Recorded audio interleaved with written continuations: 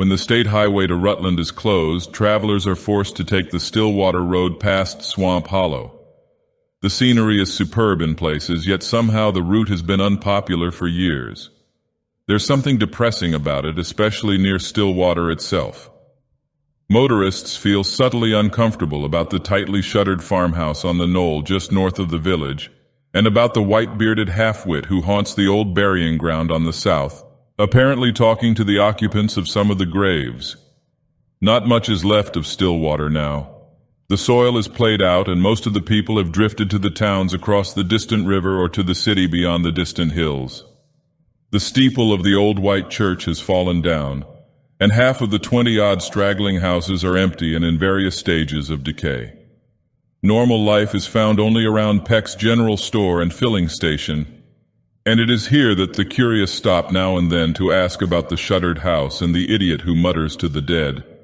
Most of the questioners come away with a touch of distaste and disquiet. They find the shabby loungers oddly unpleasant and full of unnamed hints in speaking of the long-past events brought up. There is a menacing, portentous quality in the tones which they use to describe very ordinary events, a seemingly unjustified tendency to assume a furtive, suggestive, confidential air and to fall into awesome whispers at certain points which insidiously disturbs the listener. Old Yankees often talk like that. But in this case, the melancholy aspect of the half-moldering village and the dismal nature of the story unfolded give these gloomy, secretive mannerisms an added significance. One feels profoundly the quintessential horror that lurks behind the isolated Puritan and his strange repressions, feels it, and longs to escape precipitately into clearer air. The loungers whisper impressively that the shuttered house is that of old Miss Sprague, Sophie Sprague, whose brother Tom was buried on the 17th of June back in '86. Sophie was never the same after that funeral, that and the other thing which happened the same day.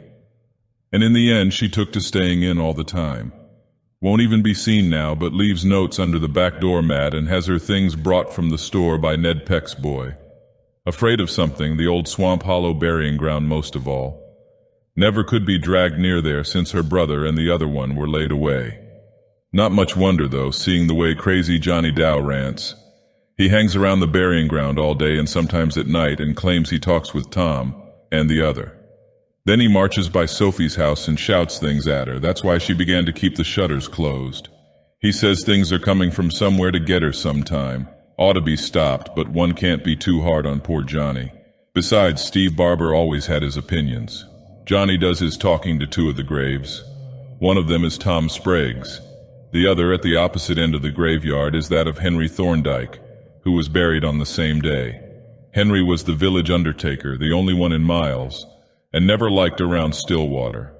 A city fellow from Rutland, been to college and full of book learning, read queer things nobody else ever heard of, and mixed chemicals for no good purpose. Always trying to invent something new, some newfangled embalming fluid or some foolish kind of medicine. Some folks said he had tried to be a doctor but failed in his studies and took to the next best profession. Of course, there wasn't much undertaking to do in a place like Stillwater, but Henry farmed on the side. Mean, morbid disposition, and a secret drinker if you could judge by the empty bottles in his rubbish heap. No wonder Tom Sprague hated him and blackballed him from the Masonic Lodge and warned him off when he tried to make up to Sophie. The way he experimented on animals was against nature and scripture. Who could forget the state that Collie Dog was found in, or what happened to old Mrs. Akeley's cat? Then there was the matter of Deacon Levitt's calf, when Tom had led a band of the village boys to demand an accounting. The curious thing was that the calf came alive after all in the end, though Tom had found it as stiff as a poker. Some said the joke was on Tom, but Thorndike probably thought otherwise since he had gone down under his enemy's fist before the mistake was discovered. Tom, of course, was half drunk at the time. He was a vicious brute at best and kept his poor sister half cowed with threats. That's probably why she is such a fear-racked creature still. There were only the two of them, and Tom would never let her leave because that meant splitting the property. Most of the fellows were too afraid of him to shine up to Sophie. He stood 6'1" in his stockings. But Henry Thorndike was a sly cuss who had ways of doing things behind folks' backs. He wasn't much to look at, but Sophie never discouraged him any. Mean and ugly as he was, She'd have been glad if anybody could have freed her from her brother. She may not have stopped to wonder how she could get clear of him after he got her clear of Tom. Well, that was the way things stood in June of '86. Up to this point, the whispers of the loungers at Peck's store are not so unbearably portentous. But as they continue, the element of secretiveness and malign tension grows. Tom Sprague, it appears, used to go to Rutland on periodic sprees, his absences being Henry Thorndike's great opportunities. He was always in bad shape when he got back, and old Dr. Pratt, deaf and half-blind though he was, used to warn him about his heart and about the danger of delirium tremens. Folks could always tell by the shouting and cursing when he was home again.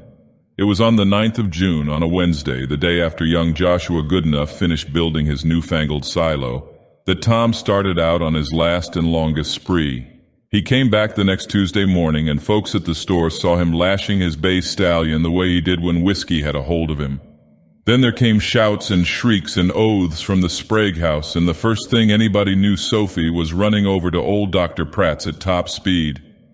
The doctor found Thorndike at Sprague's when he got there, and Tom was on the bed in his room with eyes staring and foam around his mouth. Old Pratt fumbled around and gave the usual tests, then shook his head solemnly and told Sophie she had suffered a great bereavement, that her nearest and dearest had passed through the pearly gates to a better land, just as everybody knew he would if he didn't let up on his drinking. Sophie kind of sniffled the lounger's whisper, but didn't seem to take on much. Thorndike didn't do anything but smile, perhaps at the ironic fact that he, always an enemy, was now the only person who could be of any use to Thomas Sprague. He shouted something in old Dr. Pratt's half-good ear about the need of having the funeral early on account of Tom's condition. Drunks like that were always doubtful subjects, and any extra delay with merely rural facilities would entail consequences, visual and otherwise, hardly acceptable to the deceased's loving mourners. The doctor had muttered that Tom's alcoholic career ought to have embalmed him pretty well in advance, but Thorndike assured him to the contrary, at the same time boasting of his own skill and of the superior methods he had devised through his experiments. It is here that the whispers of the loungers grow acutely disturbing. Up to this point, the story is usually told by Ezra Davenport or Luther Fry if Ezra is laid up with chilblains, as he is apt to be in winter. But from there on, old Calvin Wheeler takes up the thread, and his voice has a damnably insidious way of suggesting hidden horror. If Johnny Dow happens to be passing by, there is always a pause, for Stillwater does not like to have Johnny talk too much with strangers. Calvin edges close to the traveler and sometimes seizes a coat lapel with his gnarled, mottled hand while he half shuts his watery blue eyes. "Well, sir," he whispers, "Henry he went home and got his undertaker's fixins. Crazy Johnny Dow lugged most of 'em, for he was always doing chores for Henry, and says as Doc Pratt and Crazy Johnny should help lay out the body. Doc always did say as how he thought Henry talked too much, a boastin' what a fine workman he was, and how lucky it was that Stillwater had a regular undertaker instead of buryin' folks just as they was, like they do over to Whitby. Suppose, says he, some fellow was to be took with some of them paralyzing cramps like you read about. How'd a body like it when they lowered him down and begun shoveling the dirt back? How'd he like it when he was choking down there under the new headstone, scratching and tearing if he chanced to get back the power, but all the time knowing it wasn't no use? No, sir. I tell you, it's a blessing Stillwater's got a smart doctor as knows when a man's dead and when he ain't, and a trained undertaker who can fix a corpse so he'll stay put without no trouble." That was the way Henry went on talking, most like he was talking to poor Tom's remains. And old Doc Pratt, he didn't like what he was able to catch of it, even though Henry did call him a smart doctor. Crazy Johnny kept watching of the corpse, and it didn't make it none too pleasant the way he'd slobber about things like, "He ain't cold, Doc," or "I see his eyelids move," or "There's a hole in his arm just like the ones I get when Henry gives me a syringe full of what makes me feel good." Thorndike shut him up on that, though we all knowed he'd been giving poor Johnny drugs. It's a wonder the poor fellow ever got clear of the habit. But the worst thing, according to the doctor, was the way the body jerked up when Henry begun to shoot it full of embalming fluid. He'd been boasting about what a fine new formula he'd got practicing on cats and dogs, when all of a sudden Tom's corpse began to double up like it was alive and fixin' to wrastle.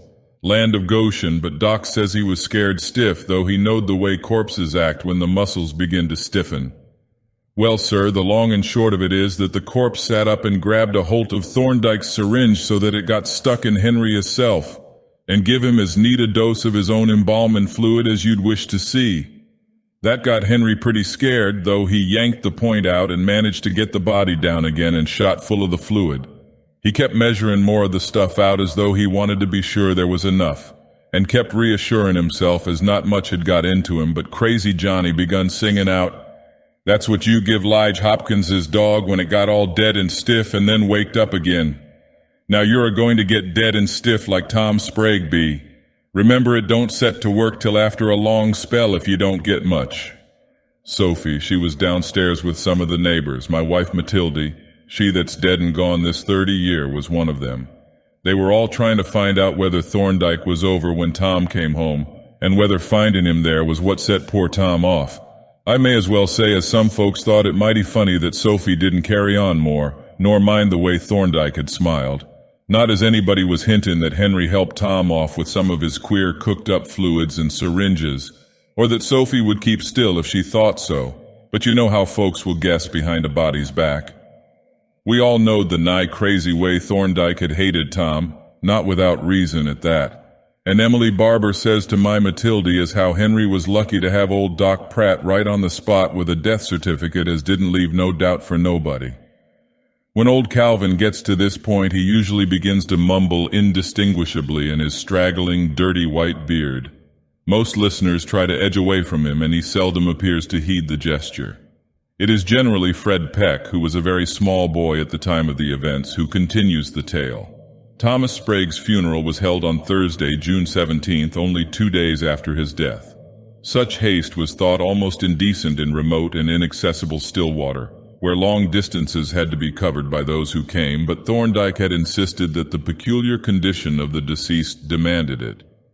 The undertaker had seemed rather nervous since preparing the body and could be seen frequently feeling his pulse. Old Dr. Pratt thought he must be worrying about the accidental dose of embalming fluid. Naturally, the story of the laying out had spread, so that a double zest animated the mourners who assembled to glut their curiosity and morbid interest. Thorndike, though he was obviously upset, seemed intent on doing his professional duty in magnificent style. Sophie and others who saw the body were most startled by its utter lifelikeness, and the mortuary virtuoso made doubly sure of his job by repeating certain injections at stated intervals. He almost wrung a sort of reluctant admiration from the townsfolk and visitors, though he tended to spoil that impression by his boastful and tasteless talk. Whenever he administered to his silent charge, he would repeat that eternal rambling about the good luck of having a first-class undertaker. What, he would say as if directly addressing the body, if Tom had had one of those careless fellows who bury their subjects alive? The way he harped on the horrors of premature burial was truly barbarous and sickening. Services were held in the stuffy best room, opened for the first time since Mrs. Sprague died. The tuneless little parlor organ groaned disconsolately, and the coffin, supported on trestles near the hall door, was covered with sickly-smelling flowers. It was obvious that a record-breaking crowd was assembling from far and near, and Sophie endeavored to look properly grief-stricken for their benefit. At unguarded moments she seemed both puzzled and uneasy, dividing her scrutiny between the feverish-looking undertaker and the lifelike body of her brother. A slow disgust at Thorndike seemed to be brewing within her, and neighbors whispered freely that she would soon send him about his business now that Tom was out of the way. That is, if she could, for such a slick customer was sometimes hard to deal with. But with her money and remaining looks, she might be able to get another fellow, and he'd probably take care of Henry well enough. As the organ wheezed into Beautiful Isle of Somewhere, the Methodist church choir added their lugubrious voices to the gruesome cacophony, and everyone looked piously at Deacon Levitt. Everyone, that is, except Crazy Johnny Dow, who kept his eyes glued to the still form beneath the glass of the coffin. He was muttering softly to himself. Stephen Barber, from the next farm, was the only one who noticed Johnny. He shivered as he saw that the idiot was talking directly to the corpse and even making foolish signs with his fingers as if to taunt the sleeper beneath the plate glass. Tom, he reflected, had kicked poor Johnny around on more than one occasion, though probably not without provocation. Something about this whole event was getting on Stephen's nerves. There was a suppressed tension and brooding abnormality in the air for which he could not account. Johnny ought not to have been allowed in the house, and it was curious what an effort Thorndike seemed to be making not to look at the body. Every now and then the undertaker would feel his pulse with an odd air. The Reverend Silas Atwood droned on in a plaintive monotone about the deceased, about the striking of death's sword in the midst of this little family, breaking the earthly tie between this loving brother and sister. Several of the neighbors looked furtively at one another from beneath lowered eyelids, while Sophie actually began to sob nervously. Thorndike moved to her side and tried to reassure her, but she seemed to shrink curiously away from him. His motions were distinctly uneasy, and he seemed to feel acutely the abnormal tension permeating the air. Finally, conscious of his duty as master of ceremonies, he stepped forward and announced in a sepulchral voice that the body might be viewed for the last time. Slowly, the friends and neighbors filed past the bier, from which Thorndike roughly dragged Crazy Johnny away. Tom seemed to be resting peacefully. That devil had been handsome in his day. A few genuine sobs and many feigned ones were heard, though most of the crowd were content to stare curiously and whisper afterward. Steve Barber lingered long and attentively over the still face and moved away, shaking his head. His wife, Emily, following after him, whispered that Henry Thorndike had better not boast so much about his work, for Tom's eyes had come open.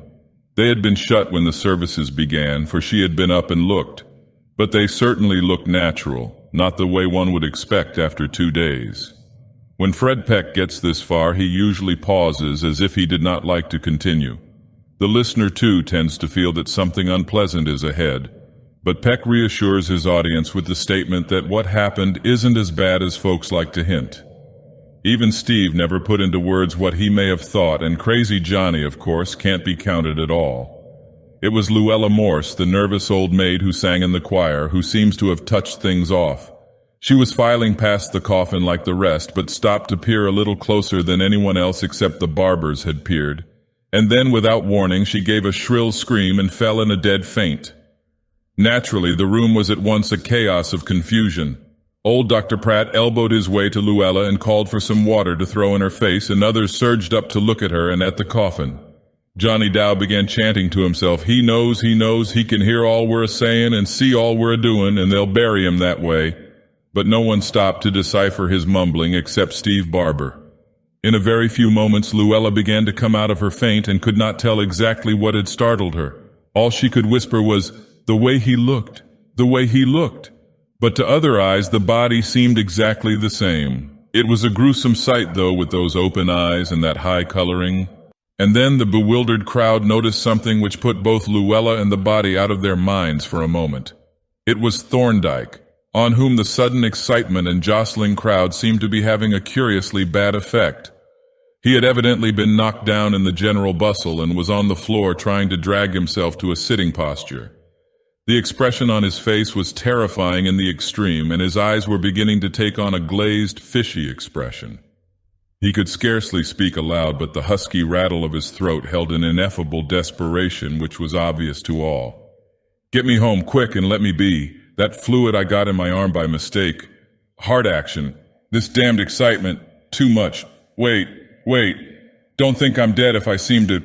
Only the fluid. Just get me home and wait. I'll come to later, don't know how long. All the time I'll be conscious and know what's going on, and don't be deceived." As his words trailed off into nothingness, old Dr. Pratt reached him and felt his pulse, watching a long time and finally shaking his head. "No use doing anything, he's gone. Heart no good, and that fluid he got in his arm must have been bad stuff, I don't know what it is." A kind of numbness seemed to fall on all the company. New death in the chamber of death. Only Steve Barber thought to bring up Thorndike's last choking words. Was he surely dead when he himself had said he might falsely seem so? Wouldn't it be better to wait a while and see what would happen? And for that matter, what harm would it do if Doc Pratt were to give Tom Sprague another looking over before burial? Crazy Johnny was moaning and had flung himself on Thorndike's body like a faithful dog.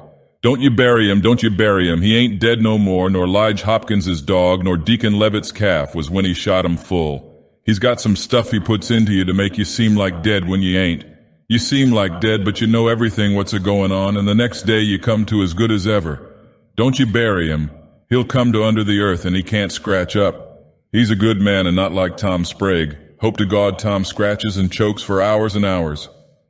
But no one save Barber was paying any attention to poor Johnny. Indeed, what Steve himself had said had evidently fallen on deaf ears. Uncertainty was everywhere.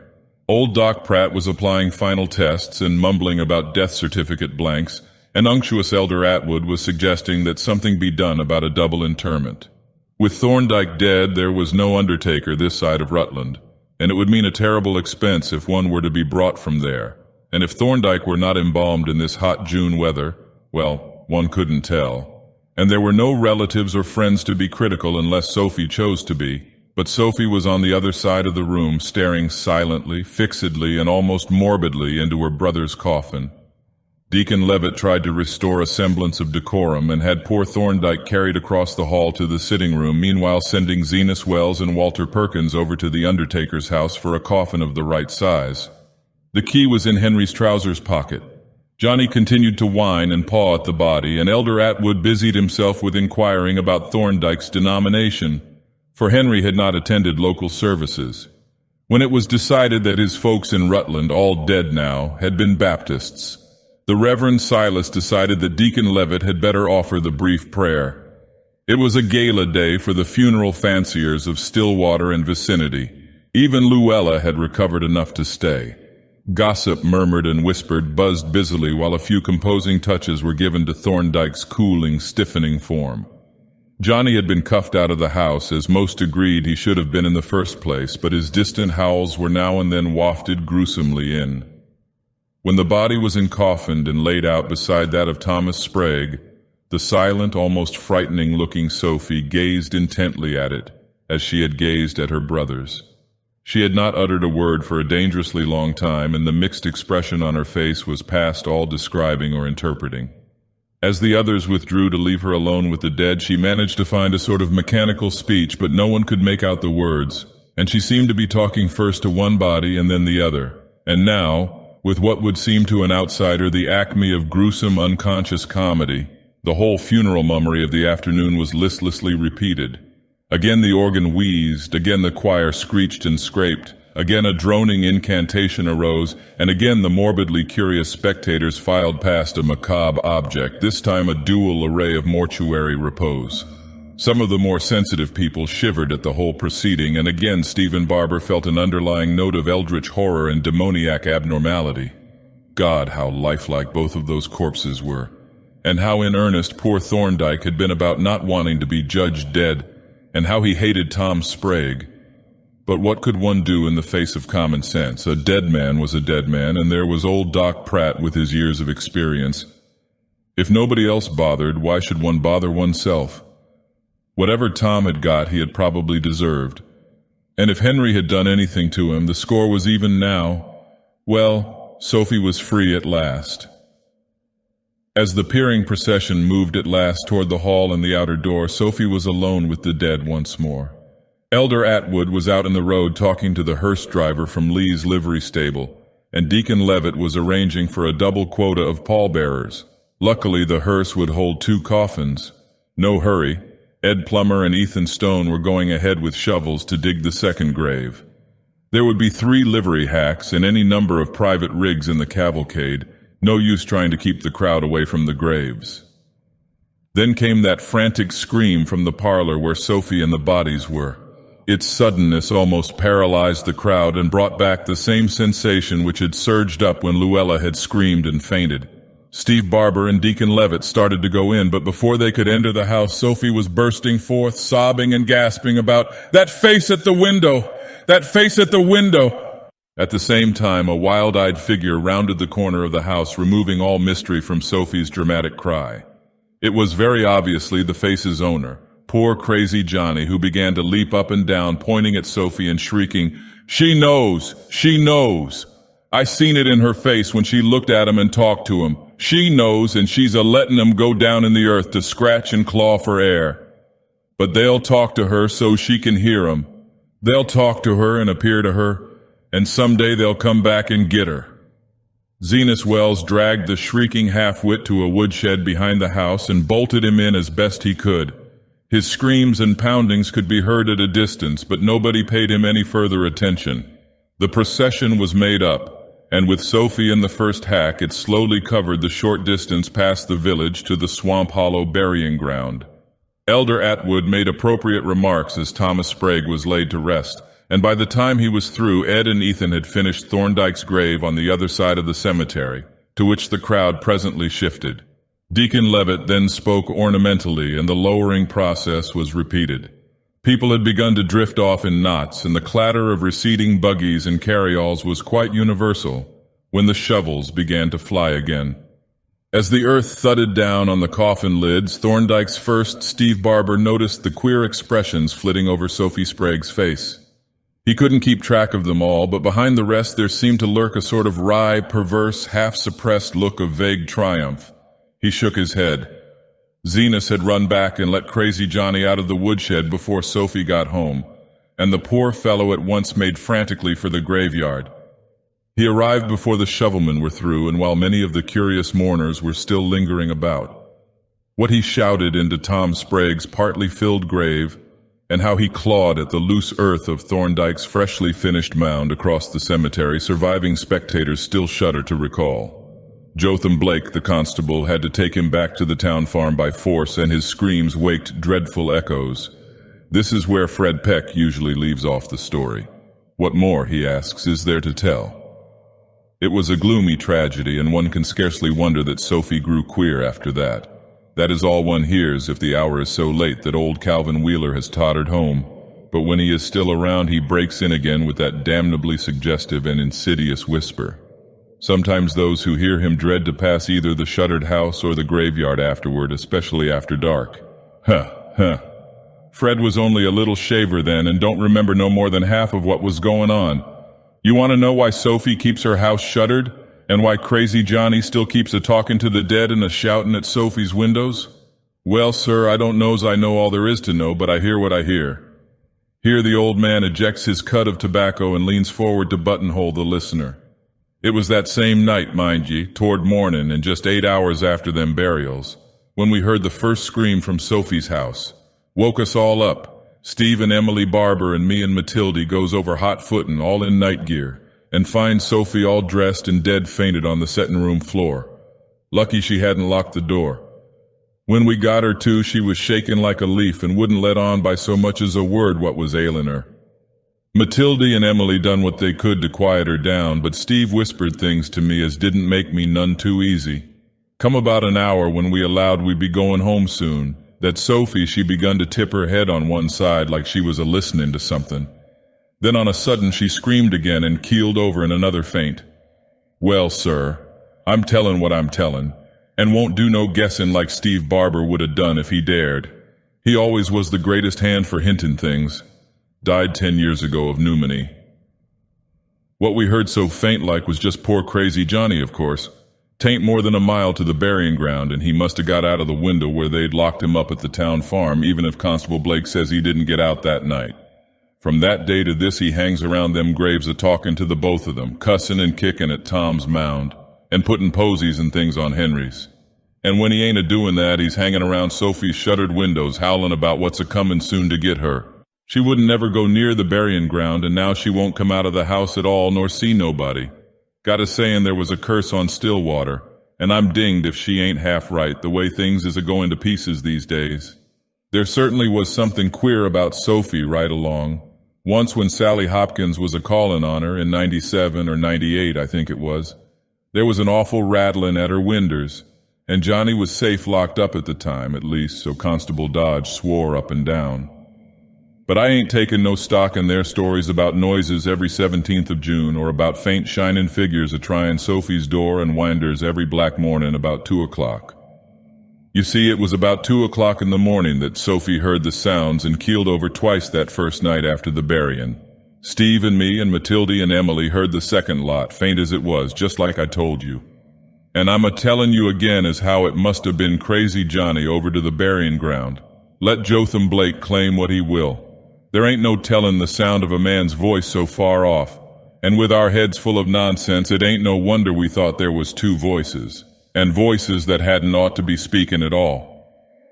Steve, he claimed to have heard more than I did. I verily believe he took some stock in ghosts. Matilda and Emily was so scared they didn't remember what they heard. And curious enough, nobody else in town, if anybody was awake at the ungodly hour, never said nothing about hearing no sounds at all.